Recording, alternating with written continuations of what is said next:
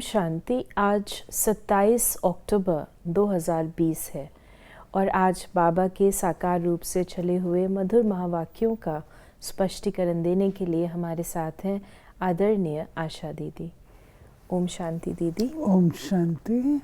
बाबा ने कहा, मीठे बच्चे, भिन्न भिन्न युक्तियां सामने रख याद की यात्रा पर रहो। इस पुरानी दुनिया को भूल अपने स्वीट होम और नई दुनिया को याद करो। बाबा ने कहा कि बाबा को ये बहुत ओना रहता है, खुद के लिए भी और बच्चों के लिए भी। बाबा कई बार कहते हैं शिव बाबा पारे की तरह है, तिलकता है। आप रखिए, पारे को आप पकड़ नहीं सकते हैं, मरकरी, तो आप उसको पकड़ नहीं सकते हैं। तो बाबा की याद भी, शिव बाबा की याद भी पारे की तरह है। तो उसको याद करना, उसके लिए भिन्न भिन्न युक्तियाँ, वो बाबा हम बच्चों को कहते हैं निकालने के लिए। कोई ना कोई युक्ति सोचो, कैसे शिव बाबा की याद निरंतर बनी रहे। बाबा से योग लगा कर के ही आत्मा ने पावन बनना है, और तो कोई तरीका नहीं है। तो कैसे हम याद करें? जैसे बाबा एक युक्ति बताते हैं कि बच्चे जब भी आप बोलो तो बाबा बाबा करते रहो, तो शिव बाबा याद आएगा। दूसरा, कभी बाबा कहते हैं बच्चे तुम चित्रों पर समझाते हो, तो जब तक शिव बाबा का परिचय नहीं दिया है पूरा, तब तक नहीं, तो शिव बाबा याद आएगा। बच्चे आप भोजन करते हो तो भी याद में करो, किसके लिए बना रही हूँ, किसके साथ खा रही हूँ, कौन मेरा साथी है। तो भिन्न भिन्न प्रकार की युक्तियाँ क्रिएट करना, ये बाबा कहते हैं याद के युक्तियाँ निकालो। प्रश्न है, कौन सी एक्ट अथवा पुरुषार्थ अभी ही चलता है, सारे कल्प में नहीं? याद की यात्रा में रहे आत्मा को पावन बनाने का पुरुषार्थ, सारी दुनिया को पतित से पावन बनाने की एक्ट सारे कल्प में सिर्फ इसी संगम समय पर चलती है। ये एक्ट हर कल्प रिपीट होती है। तुम बच्चे इस अनादि अविनाशी ड्रामा के वंडरफुल राज को समझते हो। बाबा ने हमें वंडरफुल राज बताया। और राज क्या है जो इसमें आया क्वेश्चन में, कि तुम्हारी इस समय शूटिंग हो रही है, इस समय तुम अपने आप को भी पावन बनाने की एक्ट कर रहे हो, और दूसरा शिव बाबा भी पतित सृष्टि को पावन बनाने के लिए कार्यरत है। तो मीठे बच्चे, आपको ये संगम युग के महत्व को समझ करके जो आपका पार्ट है वो आपको अच्छे से अच्छा अभी प्ले करना है। ये बात बाबा कह रहे हैं कि इस समय तुम पतित से पावन बनते हो, अन्य किसी युग में नहीं। अन्य युगों में या तो हम पावन होते हैं या पतित होते हैं, लेकिन पतित से पावन बनना वो एक्ट केवल संगम पर ही चलती है। बाबा ने कहा, चलते फिरते बुद्धि में ये रहे, ज्ञान और भक्ति, सुख और दुख, दिन और रात का खेल कैसे चलता है। हम 84 का पाठ बजाते हैं। बाप को याद है तो बच्चों को भी याद में रहने का पुरुषार्थ कराते हैं। इससे तुम्हारे विक्रम भी विनाश होते हैं और तुम राज्य भी पाते हो। यानी ब्रह्मा बाबा को पुरुषार्थ, यहाँ से ये हम इन्फर करें।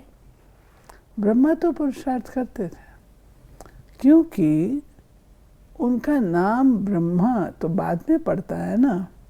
पहले तो दादा लखी बाबू था, तो लकी बाबू को तो पुरुषार्थ करना पड़ेगा ना।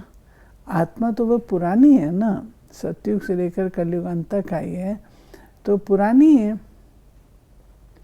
तो बाबा पुरुषार्थ करता है अपने आप को पावन बनाने का, अपने उस स्वरूप को, जिस स्वरूप में था उस स्वरूप में वापस आने का पुरुषार्थ करता है।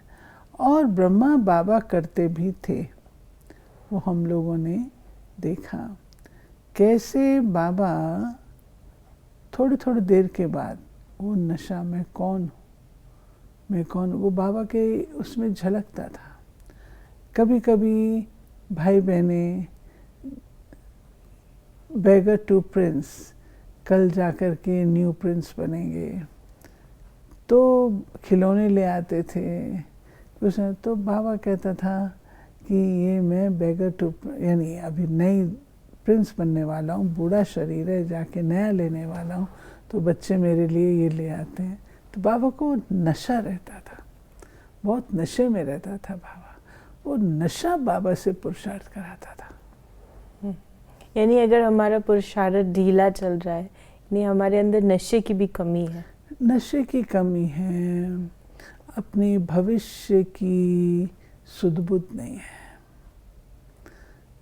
अगर आपको ये पता हो कि मेरे एक एक सेकंड से इतनी इतनी कमाई है, तो आप वेस्ट नहीं करेंगे ना।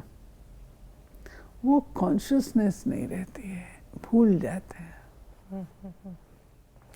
बाबा ने कहा कि भक्ति मार्ग के तो कितने ढेर चित्र हैं, उनकी भेंट में तुम्हारे तो बहुत थोड़े हैं। तुम्हारे ये ज्ञान मार्ग के चित्र हैं और वो सब हैं भक्ति मार्ग के चित्रों पर ही सारी भक्ति होती है। मंदिर में रखते हैं, घरों में रखते हैं, तो चित्र ही तो रखते हैं ना। और बाबा कहते कितना उसका बड़ा संसार है, कितना बड़ा संसार है, परंतु बाबा कहते हैं कि ये जो अपने ज्ञान के चित्र हैं तो बहुत थोड़े। 3 चित्र बाबा मुख्य कहते हैं, त्रिमूर्ति, झाड़, गोला, सारा ज्ञान उसमें आ जाता है। बाबा ने कहा तुमको निरंतर बाप की याद और इस नॉलेज में रहना है। बाप तुमको सारे रचता और रचना की नॉलेज देते हैं, तो बाप की भी याद रहती है। बाबा ने समझाया है, फिर आगे बाबा ने अपने रोल्स बताए कि मैं तुम्हारा बाप, टीचर, सदगुरु हूँ। तुम सिर्फ ये समझाओ, बाबा कहते हैं तुम मुझे पतित पावन लिबरेटर गाइड कहते हो ना। कहाँ का गाइड? शांति धाम, मुक्ति धाम का। वहाँ तक बाप ले जाकर छोड़ेंगे, बच्चों को पढ़ाकर, सिखलाकर, गुलगुल बनाकर घर ले जाएंगे, छोड़ेंगे। बाप के सिवाय कोई ले जा नहीं सकता। हम दुनिया में आ तो गए, लेकिन वापस जाने का हमें पता नहीं। तो वापस जाने के लिए बाबा कहते क्यों नहीं पता? क्योंकि तुम फंस गए हो इस जाल में। अब छुड़ाऊंगा तो मैं ही। क्यों छुड़ाऊंगा? क्योंकि मैं वहाँ का रहने वाला हूँ, मुझे उस घर का पता है, तुमको तो पता नहीं है। इसलिए बाबा ने कहा कि मैं हूँ तुम्हारा गाइड। और गाइड क्या करता हूँ? तुमको कायदे अनुसार ले चलता हूँ परम धाम तक। परम धाम के बाद फिर जैसे जैसे तुमने पढ़ाई यहाँ पर पढ़ी हुई होगी, जैसा जैसा पुरुषार्थ किया हुआ होगा, उस अनुसार फिर तुम सुख धाम में नंबर वाइज जाते रहेंगे। ये बाबा ने कहा भक्ति मार्ग में इन लक्ष्मी नारायण को भगवान भगवती ही कहते हैं। तो यथा राजा रानी तथा प्रजा होगी ना। आप समान पवित्र भी बनाते हैं, ज्ञान सागर भी बनाते हैं, फिर अपने से भी जास्ती विश्व का मालिक बनाते हैं। तो आज बाबा ने ऐसा लगा जैसे बच्चों को ही टाइटल दिया कि ज्ञान सागर भी बनाते हैं।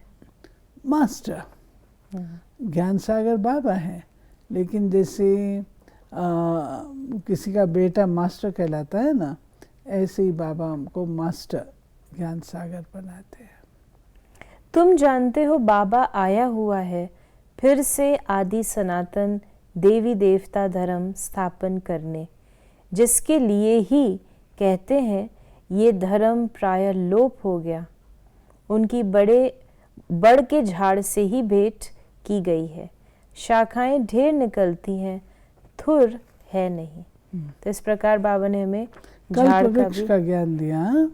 कैसे पहले बीज होता है, उससे 2 पत्ते निकलते हैं, फिर विस्तार को प्राप्त होते हैं, फिर और ज़्यादा विस्तार होता जाता है। जब बिल्कुल टॉप पे पहुंच जाते हैं और सारा झाड़ तमो प्रधान हो जाता है, फिर से बाबा आकर करते हैं और जो मुख्य तना है वो गुम हो जाता है।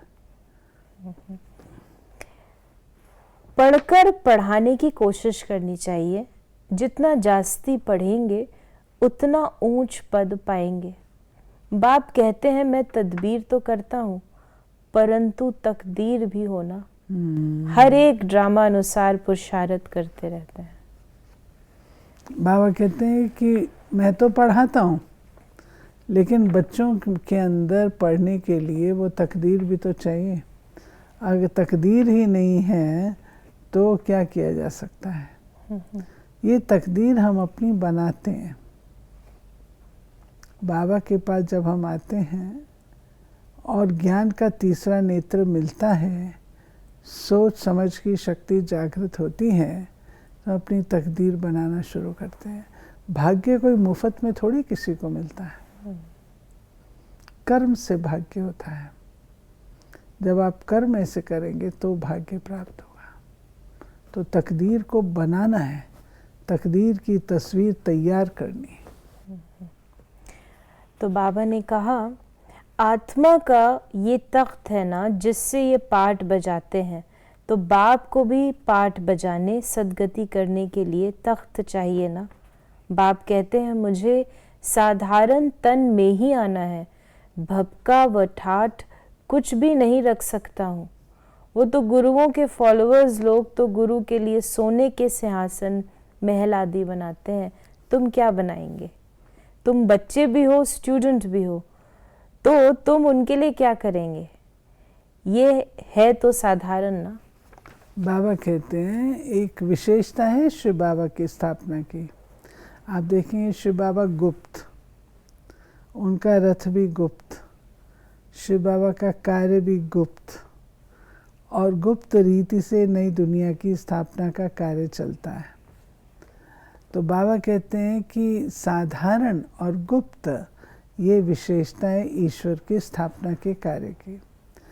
तो अन्य गुरु महात्माओं जैसे तो बाबा नहीं है, सिंपल सा रथ है जिसके रथ में शिव बाबा प्रवेश करते हैं, और उनको भी कोई चांदी का सिंहासन या वो नहीं है, केवल साधारण रूप से बाबा बैठते हैं, चौकी पर बैठते हैं, और शिव बाबा इनके मस्तक में बैठते हैं।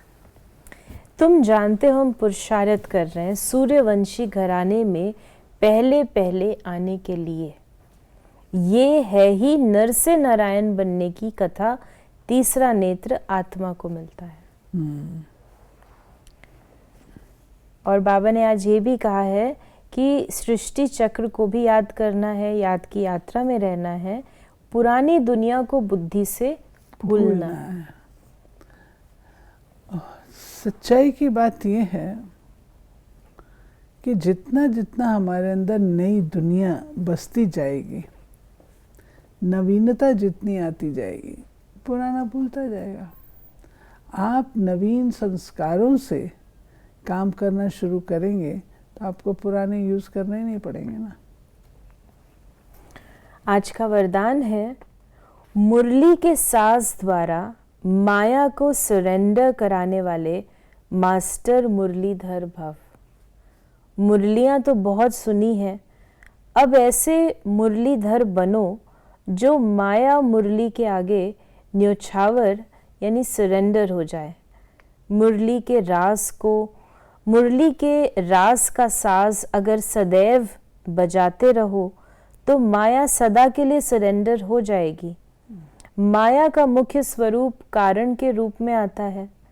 जब मुरली द्वारा कारण का निवारण मिल जाएगा तो माया सदा के लिए समाप्त हो जाएगी। कारण खत्म अर्थात माया खत्म। बाबा के मुरली का महत्व बाबा ने बताया। तो मुरली से ही हम जो संस्कार उन पर विजयी होते हैं।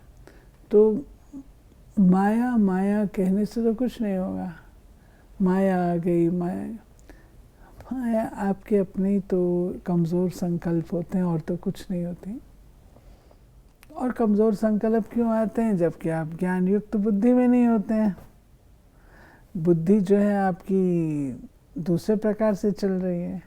इस बुद्धि को, मन और बुद्धि को जितना हम ज्ञान युक्त बनाते हैं उतना हम माया से बचे रहते हैं। दूसरी बात जो बाबा कहता है कि मनन चिंतन में स्वयं को बिजी रखो। अगर बिजी रहती है बुद्धि तो माया के आने की मार्जिन नहीं रहती है। और अगर बुद्धि को फ्री रखोगे तो वो खाली मन में शैतान का घर कहा ही जाता है, तो माया वास करती है। तो माया को निकालने के लिए मनन और चिंतन में व्यस्त होना जरूरी है।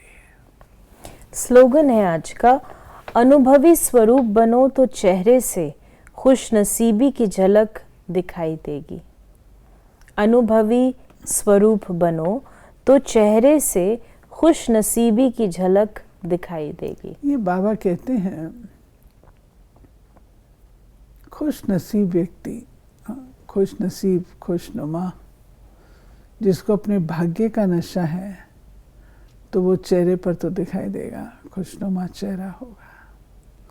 और अगर भाग्य पर नशा नहीं है तो वो खुशनुमा हो ही नहीं सकता, सदा ही उदास रहेगा। तो बाबा ने कहा है इसलिए अपनी खुश नसीबी को देखो। और कितने खुश नसीब हैं हम, जिसको भगवान मिला, भाग्य मिला, इतनी ऊंची पढ़ाई मिली जिसका कोई कंपैरिजन नहीं, और वो तुम्हारा चेहरा खुशनुमा दिखाई दे। बाबा को कभी भी उदास चेहरा पसंद नहीं था, खुशनुमा चेहरा। तो ये थे बाबा के आज के महावाक्यों का स्पष्टीकरण। यदि आपके मन में भी कोई सवाल है तो आप उसे व्हाट्सएप करें 8826599309 पर, और हम आपके प्रश्नों का उत्तर प्रश्नोत्तरी कार्यक्रम में देने का प्रयास अवश्य करेंगे। ओम शांति।